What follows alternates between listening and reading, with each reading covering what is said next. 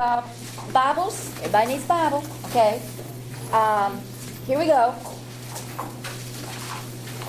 Look in your Bibles to Mark chapter 16, the first two verses. And those verses were the verses I had you draw pictures of yesterday.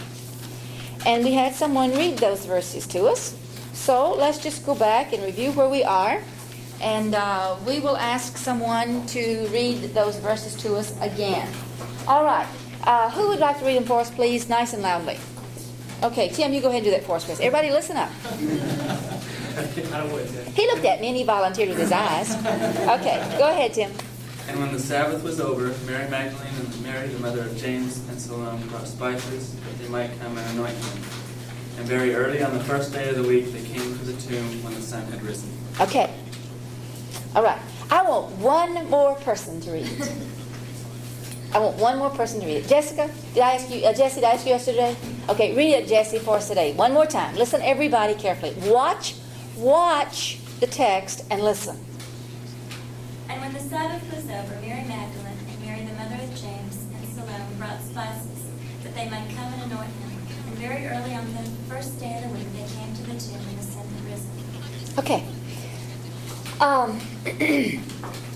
Look at your pictures and tell me what you see whenever you drew those pictures. All right, what do you have when you drew those pictures? Describe your picture to me, Ed. Two women walking towards the tomb. Okay. Three women walking toward the tomb early in the morning. How many? Two? Two women? Is it not three? Okay. All right. You're drawing pictures. We're drawing pictures. How many women? Three women walking to the tomb as the sun is arising. And on a map, north, south, east, west. Here comes the sun up over there, over the tomb. And what do they have? They have spices. Anybody else have anything else on your pictures? Rick, I want you to read that verse. I want you to read those verses. When the Sabbath. Read 1 and 2. No, yeah, read 1 and 2. Nice and loud. And when the Sabbath was over, Mary Magdalene and Mary, the mother of James and Salome, brought spices that they might come and anoint him. And very early on the first day of the week, they came to the tomb when the sun had risen.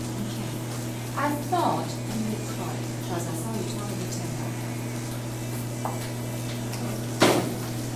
What I was saying was that there might be two women. Oh, okay. All right. Okay. I thought you were doing something. Byron? They have spices and stuff. Where'd they get those spices? They did what, honey? Bought them. They did what? Bought them. Read the verse, Connie. Now when the Sabbath was past, Mary Magdalene, Mary the mother of James, and Salome bought spices that they might come and anoint him. And very early the next morning, they did what? Came to the tomb when the sun had risen. They brought those spices to the tomb. When did they get those spices? When the Sabbath was past. 2 days ago. At least 2. All right. Do you see it? Some of you do, some of you don't. When the Sabbath was over, when was the Sabbath over? For Sundown sundown. on Saturday. What did they do when the Sabbath was over? They went to the spice shop and bought spices. And then what happened?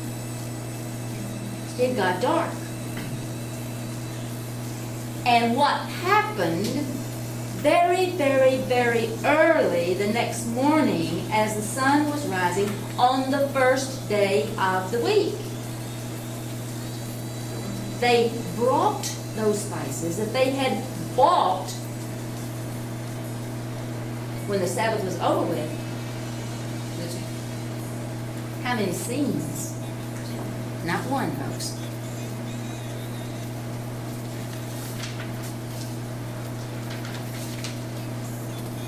When the Sabbath was over at Sunday, they went to the store, weeping, sad, bought their spices. Pardon? Text doesn't say that. I know it. You're- That's what pictures do.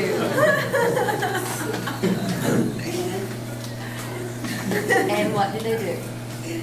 The next morning. There really could be another picture in here of nighttime. And folks, yes, Are you saying that they bought the spices after midnight on the Sabbath? when is the Sabbath over with? On sundown? Sundown. Sundown. Oh, See, that's your historical background. And I love this. I love this because this is inevitably the way it is read. And it tickles me because if you will draw pictures, a lot of times what will happen is it will shock you into realizing, uh-oh, I missed something here. But even though you drew your pictures this time, you did just typically what people do, and they see them coming to the tomb with the spices. Read carefully when you read your text. And be sure you know your background well enough to know what's going on. So that's why when the Sabbath was over with, you see, for us, we think, oh, well, you know, Sabbath, okay. You probably translated in your head that was Saturday, right? You probably did. But did it catch and click with you did you know that the Sabbath ended at sundown? In other words, the Sabbath started at sundown the day before on Friday. That's why they had to get the bodies off of the cross as quickly as they could. They bought them that day.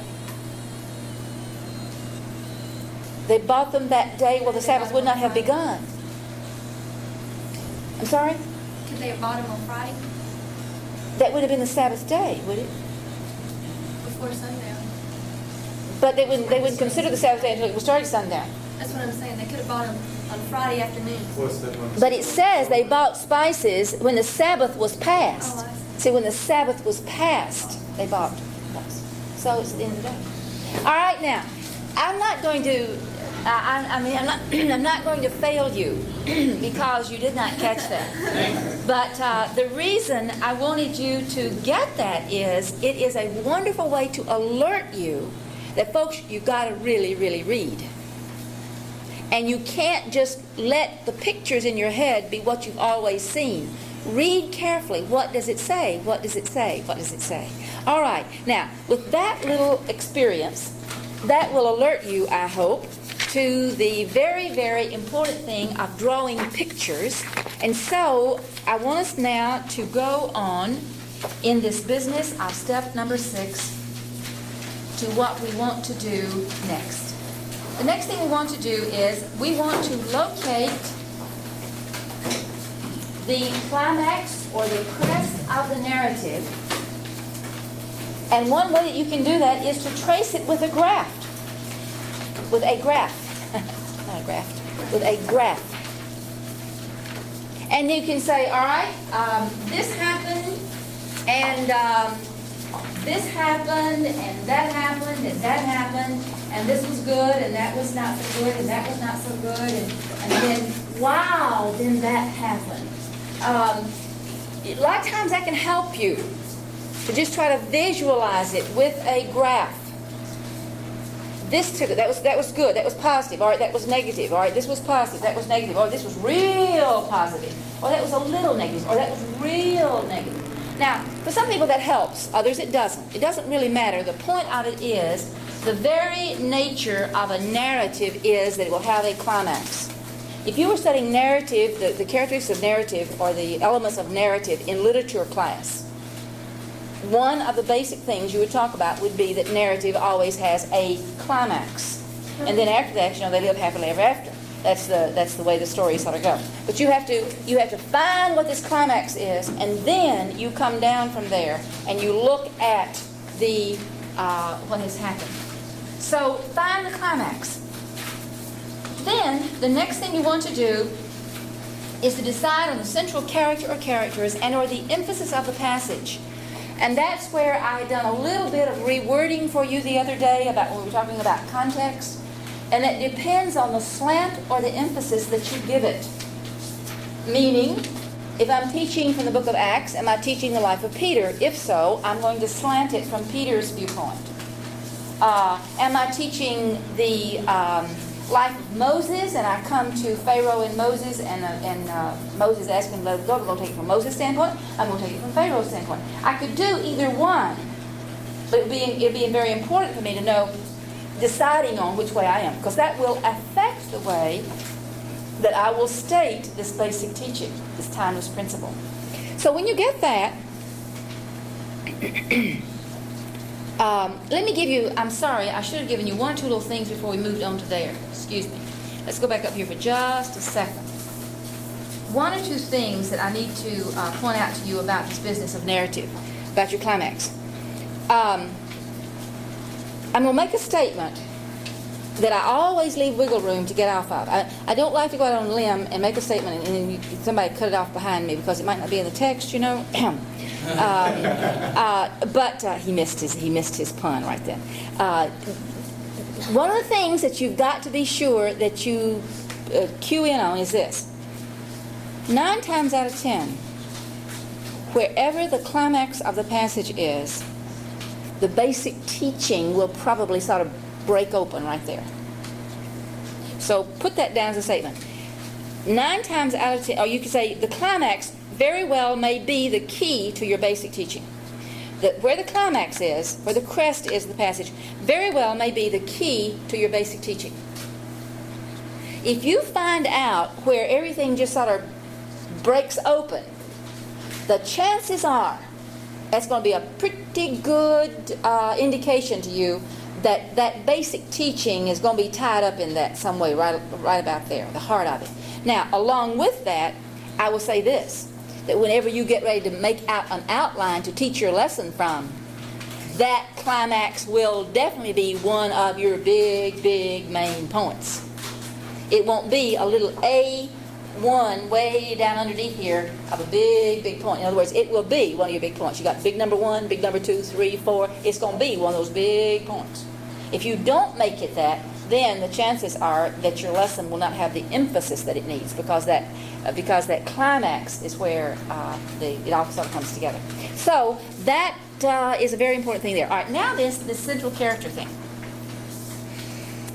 Think in terms of writing a play. Who would have the most speaking lines? That will help you decide, which is the central character. If you're just teaching it straight right through the Bible, you decide, we'll say, who should I emphasize in this passage?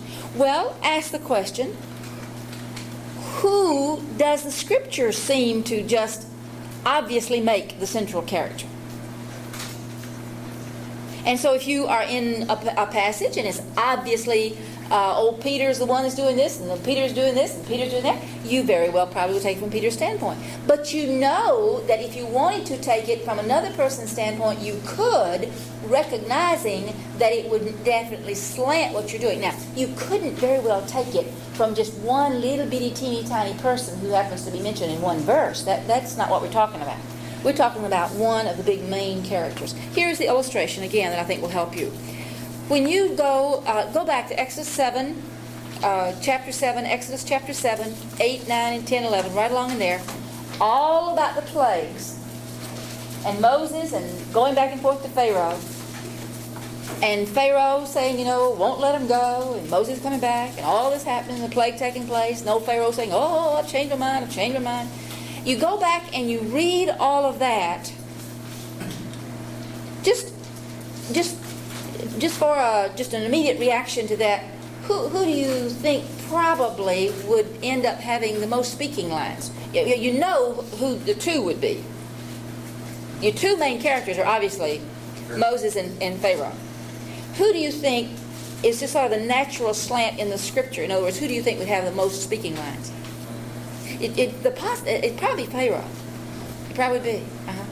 If you go through there, you probably... Now, Moses, of course, it tells you all these things that happened, you see. But those plagues were all in response to what Pharaoh had said. So you could take it from Pharaoh's standpoint, and it would go all the way through it. You could take it from Moses' standpoint, and go all the way through it. You take it from Moses' standpoint, and it's going to be that emphasis of what? Keep on obeying, doing what God tells you to do, even whenever it gets a little hot, even when the water gets a little warm, whenever you're doing it. You can take it from Pharaoh's standpoint, and it would be what? All right. If you resist, stubborn resistance against God's ways will have bad consequences. Now, do you see that? I mean, I'm not saying that you're going to have to figure that out every time, but do you understand what we're using as an illustration? All right, good. Now, I'm going to give you another little thing that I've mentioned before, and that is this, in connection with this. 9 times out of 10, in your daily lesson, in historical narrative, you got me? Daily lesson, historical narrative, 9 times out of 10, the human characters will be your main focus, not God. God is always a character in the stories. But in historical narrative, in your daily lesson, your just daily, day by day lesson, your human characters will be your main characters, not God. Quick review now. If you take it from God's standpoint, you will probably be getting one of those emphases that you want to see in a review type of setting. You follow me?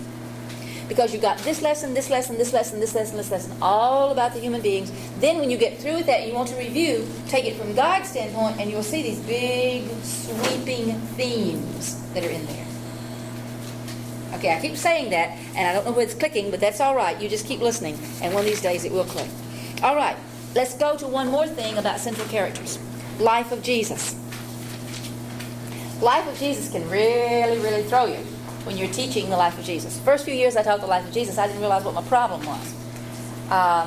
Because who is the main human character in the life of Jesus? Jesus.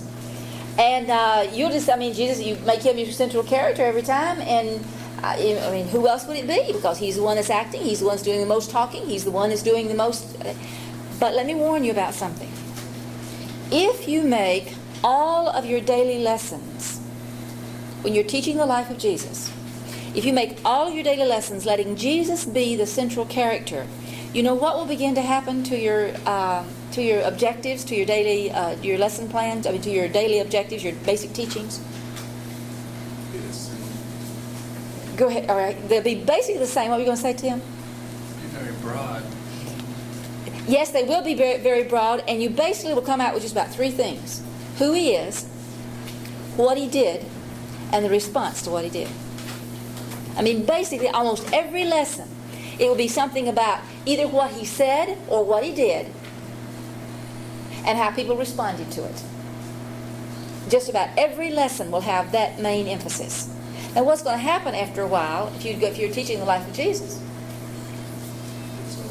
it's going to get a little, the students are going to begin to say, well, I think we've heard this before. Well, that's true, they have, and probably would hear it every lesson if you kept Jesus as a central character. So, what's our little guideline here? Now, folks, I didn't get this for a long time. Now, this ought to save you a lot of problems, because I didn't know what my problem was a lot of times when I was teaching the life of Jesus, but I think I figured it out. There are certain lessons that Jesus needs to be and should be the central character. That will be not the type of lesson where he has said something or done something as such that will almost be a response to him. Can you think of any lesson in the life of Jesus, any event in the life of Jesus, where obviously Jesus would need to be the chief character, and the actual action that he did or the actual things that he said along with his actions would certainly be the type of thing that you would want to use as the central character in your lesson? Can you think of any? Just think. Pardon? The Last Supper, particularly what event, Brian? I mean, what part of the Last Supper? The washing of the feet. Exactly right. Exactly right.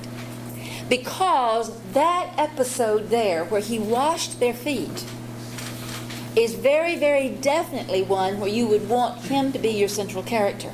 Because you remember what he said, and you have no problem with that passage because he interprets it.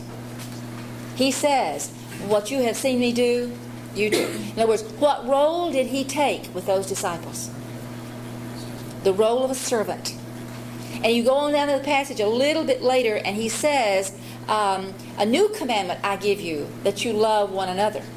And that was all in connection with the teaching of what he had done about that. And the whole idea is that acts of service shows love for others. I mean, that's basically what you've got there. So you'd want that. Can you think of another one? Go ahead. You're going to ask. Okay. Can you think of another one in the life of Jesus? Transfiguration, making Jesus the central character. It would probably end up being. Well, you're right as far as part of it's concerned because it's who he is. It's very clearly who he is. But if you flip that and you take it from Peter's standpoint, you'll be able to include both. Because what's the idea? All right, because of who Jesus is, you better listen to him. You better obey him. God says, this is my son. Listen to him. And so that's the basic idea. Can you think of another one? Anybody? What? The crucifixion. All right. His actual act of redemption would certainly be that you'd want him to be your central character. That's for sure. Pardon? Okay, very good. The temptation in the wilderness. That's another good one. The temptation. What he did with temptation, Hebrews says, is what he as our high priest can do for us in our temptation. Mike? I was thinking any time that in the life of Christ when another character is brought out for obvious application, that character should be central so that you can use that application in your lesson. Such as? You got one in mind?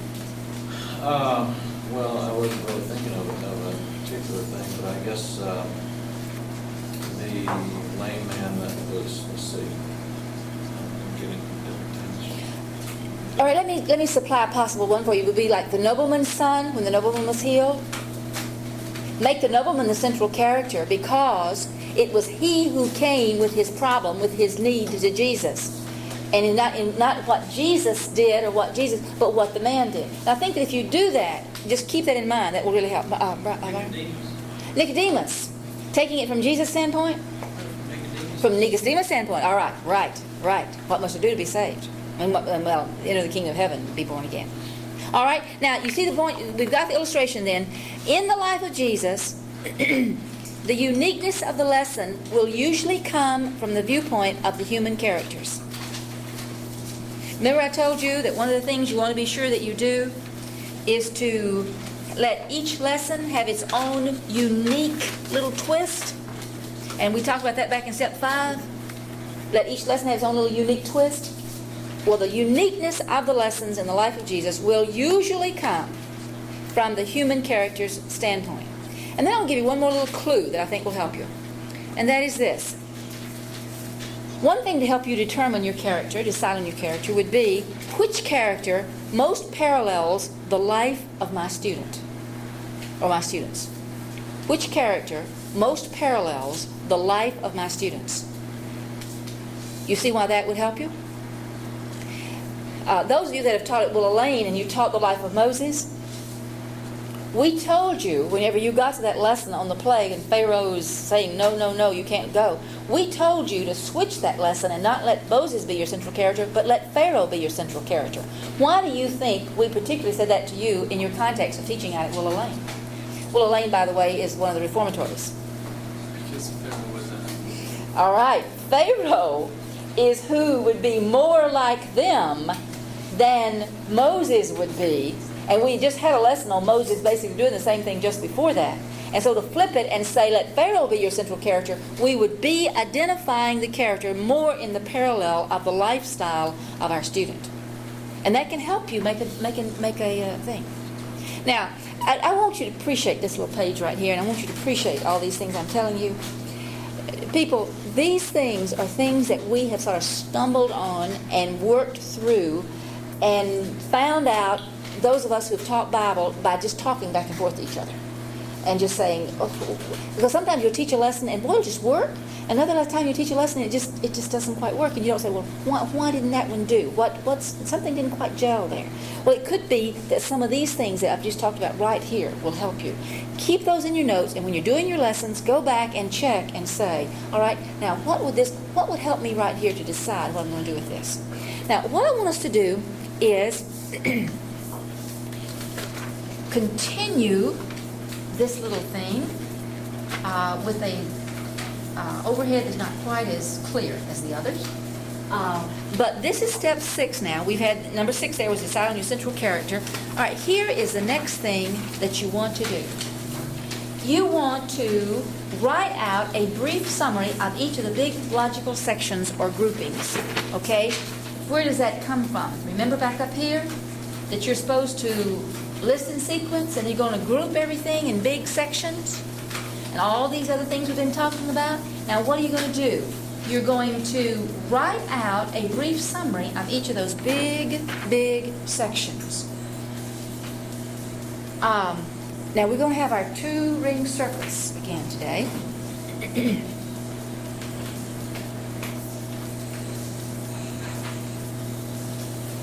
Let's see how this works.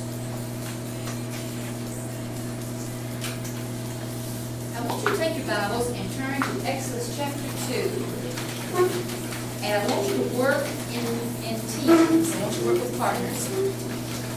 And if we will push this thing hard, I think we can pull this off. Now that's hard for you to read over there, but hopefully you can see it. All right, it's Exodus 2, beginning in verse 23. I'll tell you what, Cheryl, will you switch Bibles with me, please?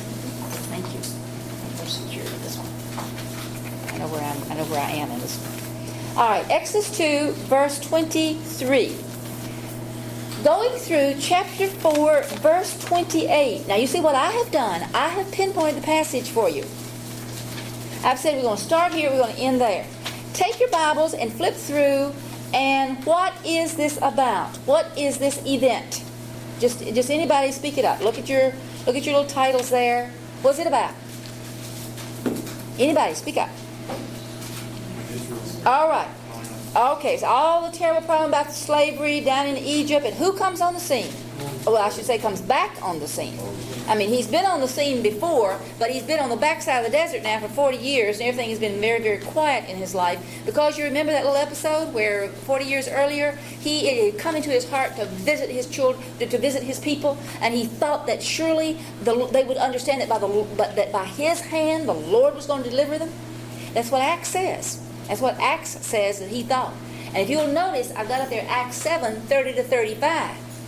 Where'd that come from? That came from checking out a concordance and discovering that Acts 7 has something to do with Moses. And you go and you check Acts 7 out, and it is Stephen's sermon, and he's preaching about Moses. And in that sermon, he said Moses thought that they would understand, that he was going to help them. But they didn't understand. Do you remember? And he killed the Egyptian, and then he had to run for his life because they sort of turned on him, and then Pharaoh found out about it. So we've got a man who for 40 years has left the palace. He is no longer next to the king coming up in line to be a Pharaoh. He has come from palace to pasture. We talk about Joseph from prison to palace. Well, this is from palace to pasture. I mean, it's all over with. He tried it, it didn't work, and it's over with. And so for 40 years, he's been out there on the backside of the desert. It's all over with. And now, in that context, what happened? All right. What I'm going to do is just walk you through real fast. Now, what I've done here, you see this right here? I have gone through and I have read, pull it back this way, just a bit larger. Focus this together. All right, they have a little bit? Okay, good. All right. Now, what I did was I went through, I read the passage, and what have I done here? Tell me what step I've done right here. I've listed my events. I've listed my facts. I've listed my events. I've tried to group them. I've tried to summarize them. Because if I were to take every event that's in that passage, how long would my little paper be? I may have 5 or 6 papers put together. You don't have to do it that way. But you do have to read it well enough and carefully enough that whenever you do summarize it, you've got the heart of what you're after. You see that one written right in there? After I had been working with it for a while, I realized, hey, I got to put that in there because that was a big, big, big thing that took place. So you can't, when you just do it the first time, you just go through, you list your facts, you go back and you read through them, you read your scripture back over again, and you say, ooh, I like that, this whole section right here, got to put this in. But that's how you just check yourself. You've got all your facts down there, you've listed your facts. All right now, the king in Egypt dies. The people cry help. God hears, quote unquote, remembers his promise. Had he forgotten it? No, it was just in the right. See, God's not controlled by time, and we're the ones by time. He had to wait until everything was just right, and so when the time was right, he stepped in and did something about it. Moses was keeping Jethro's sheep. Jethro's his father-in-law. Came to Horeb, which is Mount Sinai, on the backside of the desert, it said, on the west side.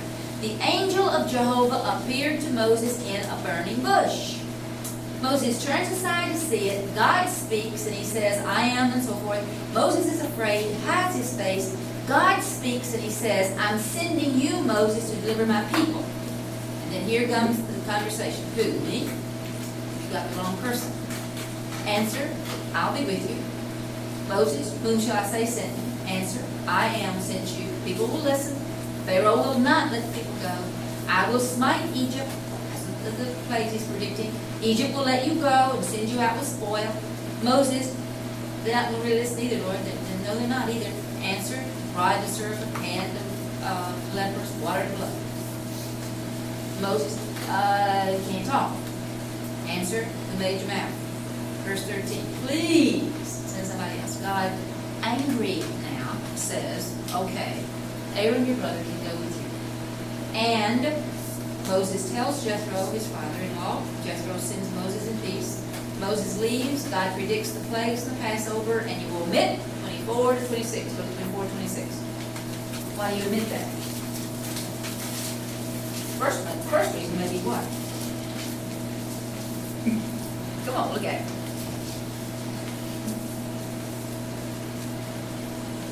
You know why I omitted it when I was teaching this? How do you know what it meant? Yes, we have some pretty bad questions in classes. You better believe it. Not only that, I didn't know what all it meant. I mean, I'm still not sure I know what it meant. I mean, I've done a little reading on it, but I'm not. But the point of it is, it's really not essential at this point in the story what you're dealing with. Now, you better do a little homework, and you better have a few little ideas in the back of your head what you're going to do with it. Some little bright bird reads ahead and gets onto those verses when you don't want him to, and raises his hand and begins to ask you some questions. You better be prepared. But you may have to do like I learned how to do when I would read them in certain places. Say, now everybody look up here. And then everybody look up here, and you don't want to read those next verses. And then you just keep going. There's more than one reason why you say look up here. It's to get attention as well as be sure they don't read the wrong thing. But just leave all that out, and then keep going. Jehovah sends Aaron to meet Moses. Moses tells Aaron everything and shows him the signs, and that's the end of that lesson. All right. There you've got it. Now that's the first thing you do. You read it, you read it, you read it, you read it. Now I'm shortcutting all this for you. Then, what's the next thing I do? I list down my facts. All right, now tell me from your notes, what's the next thing I do? What do I do, Connie? I group my material. I read through there and I try to find where does it logically break. Now, time's going to catch us. And this is not good, but because I need to illustrate something for you tomorrow, so that you'll have this for tomorrow, I'm just going to put up here and show you where I broke those, that material. Now, after you have done this, and you say, well, now this is sort of like the first scene, and or this is like the first act, and here's the next act, it's got all these things, here's the next one right here. After I do that, I go back, and what do I do? Look at my steps. What's the next thing I do? Look at your steps. You list your facts, you read it, list your facts, be sure you know what it says, be sure you understand the words. You go back, you group group it, you try to break it in logical little sections. When you try to find the climax, what would you say is the climax, folks?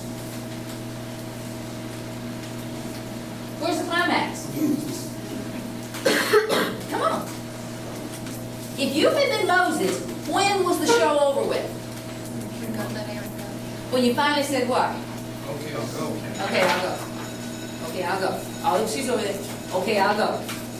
And so that he goes, and that's it. Now, what do you do after? I'm gonna show you what you're doing. You don't have to look at, understand it. Just look at it.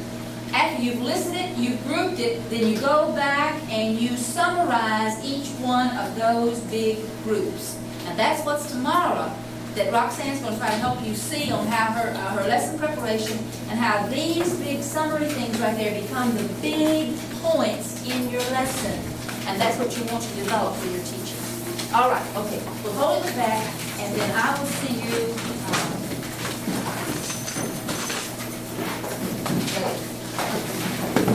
later.